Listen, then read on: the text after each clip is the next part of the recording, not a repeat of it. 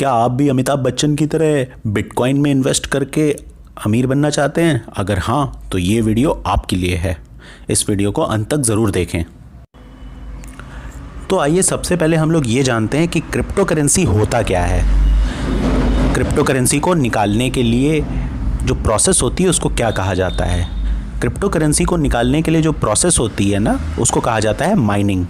जिस तरीके से हम लोग कोई भी काम करते हैं तो उसके बदले में हमें पैसा मिलता है, उसी तरीके से जब हमें क्रिप्टो करेंसी माइन करनी होती है तो उस प्रोसेस में हमें कंप्यूटर की मदद से complex mathematical computational problem solve करनी पड़ती हैं, जिसके बदले में क्रिप्टो करेंसी माइन होती है। इस पूरे काम को कहा जाता है प्रूफ ऑफ वर्क। बिटकॉइन सबसे फेमस क्रिप्टो करेंसी है। इसके अलावा Ethereum second highest famous crypto currency है। रेड कॉइन, सिया कॉइन और आजकल एक नई क्रिप्टो करेंसी आई है जिसको बोलते हैं डोजे कॉइन। क्रिप्टो करेंसी का एक अलग ही एस्पेक्ट है जिसके बारे में डिस्कस करना बहुत ही ज़्यादा ज़रूरी है। जैसा कि मैंने पहले बताया कि दुनिया भर से लोग कंप्यूटर लेकर के क्रिप्टो करेंसी माइन करते हैं। तो एक बिटकॉइन को माइन करने के लिए हम लोग बिटकॉइन समझते हैं। एक एग्जांपल के लिए पूरी दुनिया भर से लोग नेटवर्क पे लगे रहते हैं माइनिंग प्रोसेस में, और उसमें यूज़ होती है इलेक्ट्रिसिटी। एक कैलकुलेशन और सर्वे के हिसाब से एक बिटकॉइन में ओवर द ईयर जो माइनिंग में इलेक्ट्रिसिटी यूज़ होती है वो अर्जेंटीना, ग्रीनलैंड, यूएई और नीदरलैंड के एनुअल इंडिविजुअल कंजम्पशन से कहीं ज़्यादा यूज़ होती है।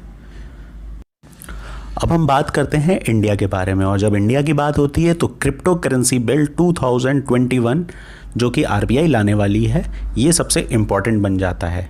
बेसिकली ये बिल बहुत ही अच्छा है और इसकी वजह से यूजेज ऑफ क्रिप्टो करेंसी बहुत ही इजी हो जाएगा, फ्रॉड्स कम होंगे और इंडिया में लोग ज़्यादा इकोनॉमिकली स्ट्रॉन्ग होंगे। लेकिन इससे इंडिया का इलेक्ट्रिक कंजम्पशन बहुत बढ़ जाएगा, क्योंकि इलेक्ट्रिक व्हीकल्स भी इंडिया में इंट्रोड्यूस हो रहे हैं। मेट्रो ट्रेन्स हैं, बुलेट ट्रेन्स हैं और एयर कंडीशनिंग तो हमारे यहाँ एक्सेसिवली इंस्टॉल हो ही रही है। अब हम समझते हैं कि भारत में इलेक्ट्रिसिटी प्रोड्यूस करने के कितने तरीके हैं। सबसे पहला तरीका है coal power plant, second hydroelectric power plant, third solar power plant, fourth windmills. ये सबसे मेजर हैं। इसके अलावा टाइडल एनर्जी और न्यूक्लियर एनर्जी भी यूज़ होती है। न्यूक्लियर एनर्जी अभी बहुत ही नेटिव फॉर्म में है, नेसेंट फॉर्म में, और इसको अभी एक्सटेंसिवली यूज़ नहीं किया जा रहा है। इसमें हम लोग मैक्सिमम जो हैं कोल पावर प्लांट पर डिपेंडेंट हैं, और 14% हमारा जो डिपेंडेंसी है वो है हाइड्रो इलेक्ट्रिक पावर प्लांट पे। हाइड्रो इलेक्ट्रिक पावर प्लांट हमारे लिए बहुत ही इम्पॉर्टेंट है। हाइड्रो इलेक्ट्रिक पावर प्लांट से रिलेटेड है जो 7 फरवरी को जोशीमठ चमोली में जो ग्लेशियर ब्रेक हुआ था वो इंसिडेंट। इसमें हमारे 4 डैम्स डिस्ट्रॉय हो गए थे और ये चारों के चारों हाइड्रो इलेक्ट्रिक पावर प्लांट्स थे। क्लाइमेट साइंटिस्ट और रिसर्चर्स का मानना है कि ये ग्लोबल वार्मिंग का बहुत ही इम्पॉर्टेंट एग्जाम्पल था, जो हमारे सामने आने वाले समय में और भी बहुत सारे एग्जाम्पल्स आएंगे। अब हम समझते हैं कि हमें इतने सारे डैम्स एक ही रिवर पे बनाने में क्यों ज़रूरत पड़ी। 2019 में इंडिया का टोटल कैपेसिटी इंस्टॉल था 350 गीगावाट्स, जबकि पीक हमारा जाता था 120 गीगावाट्स पे।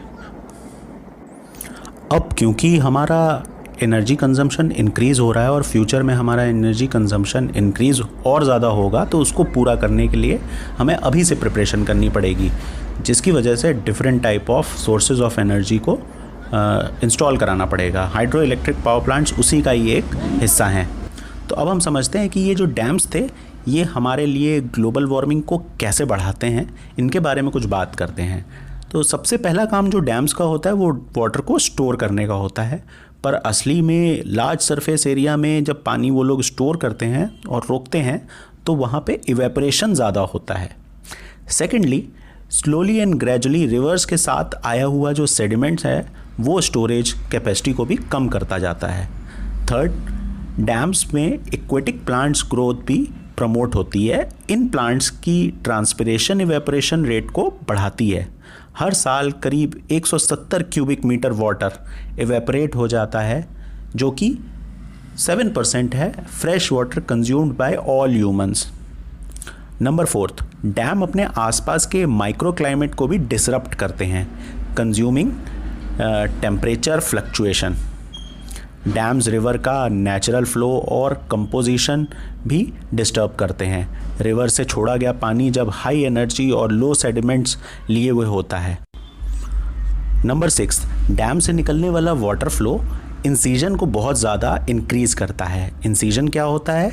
इंसीजन वाटर फ्लो के कारण रॉक्स के घिसने की प्रोसेस को कहते हैं, जिस कारण से ग्राउंड वाटर भी ड्रेन हो जाता है।